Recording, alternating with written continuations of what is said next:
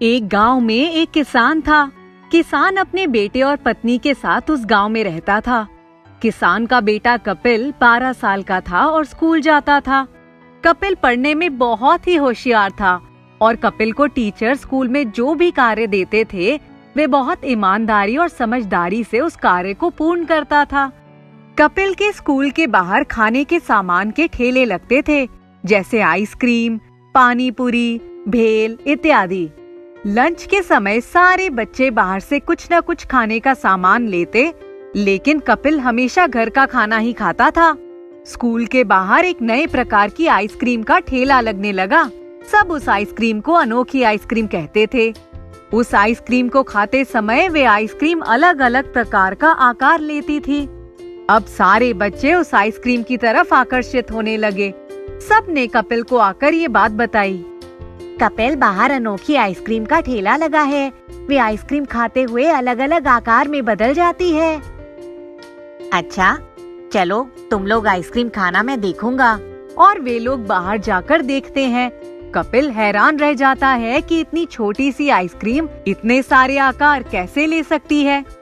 अब तो ये आइसक्रीम आम बात हो जाती है, लेकिन एक अजीब सी घटना स्कूल में होने लगती है। रोज स्कूल का कोई ना कोई बच्चा लंच के समय गायब हो जाता है। स्कूल के प्रिंसिपल और टीचर्स बहुत चिंतित हो जाते हैं और पुलिस भी इस मामले की तहकीकात करती है, लेकिन कुछ समझ नहीं आता। एक दिन कपिल का एक दोस्त राहुल लंच के समय बाहर जाता है, तो कपिल उससे पूछता है, राहुल, कहाँ जा रहे हो? मुझे आइसक्रीम खाना है, मैं बाहर जा रहा हूँ। बाहर मत जाओ, तुम्हें पता है ना कि बाहर से कोई ना कोई बच्चा रोज गायब हो रहा है।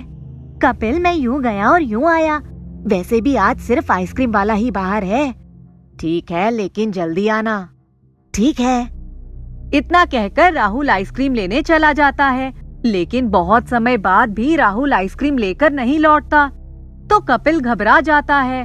वे बाहर जाकर देखता है तो ना तो वे आइसक्रीम वाला होता है और ना ही राहुल। अब कपिल को सारी बात समझ आ जाती है। वे तुरंत टीचर के पास जाता है और उनसे कहता है, टीचर, मुझे पता है कि कौन स्कूल के बच्चे गायब करता है। कौन? आइसक्रीम वाला। तुमको कैसे पता? कपिल उनको सारी बात बताता है, लेकिन उस दिन से वो आइसक्रीम वाला वहाँ नहीं आता, तो उनका शक और भी बढ़ जाता है। अब पुलिस भी उस आइसक्रीम वाले को ढूंढने में लग जाती है और उस आइसक्रीम वाले का पता लग जाता है। आइसक्रीम वाले से पुलिस पूछती है तो वो मना करता है कि उसको नहीं पता है। लेकिन मैं आपको पता करके बता सकता हूँ कि वे बच्चे कहाँ हैं। वो कैसे? मैं एक जादूगर हूँ और मैंने अभी जादू छोड़ दिया है, लेकिन बच्चों का पता करने के लिए मैं अपनी अनोखी आइसक्रीम निकल सकता हूँ और पता कर सकता हूँ कि बच्चे कहाँ हैं और किसने चुराए हैं। वे एक अनोखी आइसक्रीम निकालता है और जैसे ही उस पर अपना हाथ फेरता है, उसमें उस इंसान की तस्वीर बन जाती है जिसने बच्चे चुराए होते हैं, और वे जगह भी आ जाती है जहाँ बच्चों को छुपाया गया है। जैसे ही वे तस्वीर सब देखते हैं, दंग रह जाते हैं। तभी कपिल बोलता है, ये तो हमारे प्रिंसिपल हैं, लेकिन इन्होंने ऐसा क्यों किया? पहले तो हमें बच्चों को छुड़ाना चाहिए, फिर हम प्रिंसिपल को पकड़ेंगे।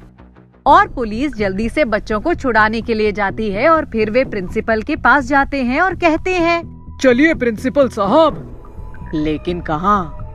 आपने जो बच्चे चुराए थे वे सब मिल गए हैं और आपकी वजह से उस आइसक्रीम वाले को कितनी तकलीफ हुई। प्रिंसिपल बहुत माफी मांगता है, लेकिन पुलिस उसको नहीं छोड़ती और जेल में बंद कर देती है। पुलिस आइसक्रीम वाले से कहती है, आपका बहुत बहुत धन्यवाद कि आपने हमारी मदद की। ये तो मेरा फर्ज था। कपिल आइसक्रीम वाले से माफी मांगता है तो आइसक्रीम वाला कहता है, कपिल, माफी मत मांगो, तुमने बहुत हिम्मत दिखाई। ऐसे कपिल और आइसक्रीम वाले की सूझबूझ से सभी बच्चों की जान बच जाती है। इस कार्य से कपिल के माता पिता का नाम भी रोशन होता है और कपिल को अच्छी शिक्षा के लिए स्कूल के खर्चे पर शहर भेजा जाता है। बहुत समय पहले की बात है। एक राजा था। वह बहुत ही दयालु था, गरीबों की बहुत ही मदद करता था। राज्य में प्रजा सुखी थी और सभी लोग राजा का बहुत आदर सत्कार करते थे।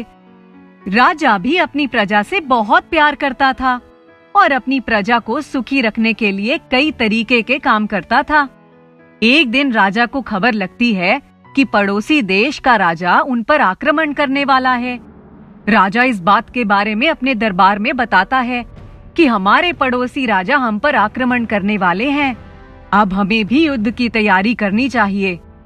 महाराज, लगता है पड़ोसी राज्य के राजाओं को पता चल चुका है कि हमारे पास पूरे विश्व में सबसे ज्यादा सोना है और उसी धन को लूटने के लिए पड़ोसी राज्य हम पर आक्रमण करने वाले हैं। हाँ, मुझे भी ऐसा ही लगता है सेनापति। महाराज, हमें युद्ध की तैयारी कर लेनी चाहिए क्योंकि हमारे पड़ोसी सभी राजा एक हो गए हैं और हम अकेले हैं और हमारी सेना भी उनके मुकाबले कम है। हम युद्ध की पूरी तैयारी करेंगे, लेकिन कोई भी राजा मेरा सोना नहीं लूट सकता, इतना मुझे विश्वास है। ये आप कैसे कह सकते हैं महाराज? अगर हम युद्ध में हार गए तो हमारा सारा धन लूट लिया जाएगा।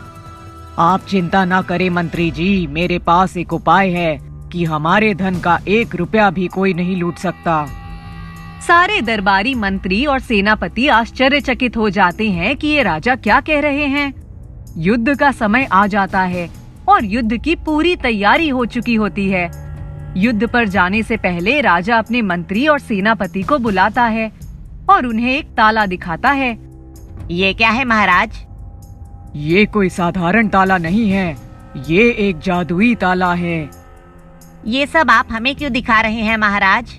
सेनापति और मंत्री जी, मुझे आप लोगों पर पूरा विश्वास है। सिर्फ आप दोनों ही ऐसे हैं पूरे राज्य में जिस पर मैं आंख मूंद कर भरोसा कर सकता हूँ।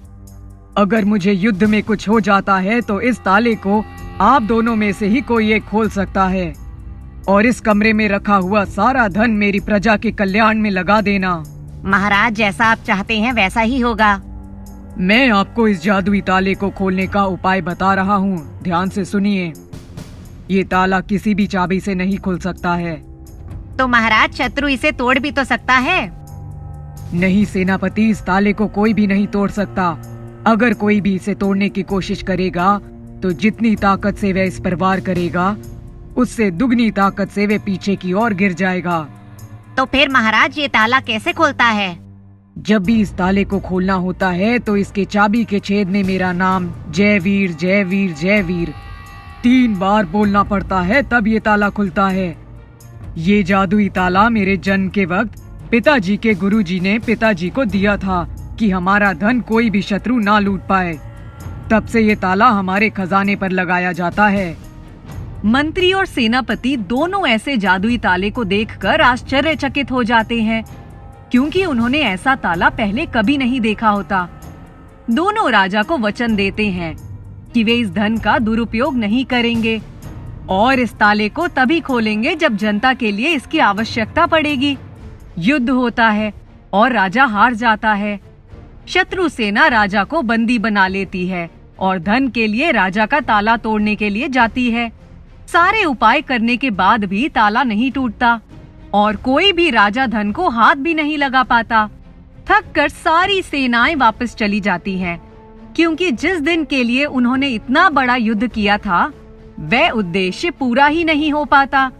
इसलिए वे राजा को भी छोड़ देते हैं।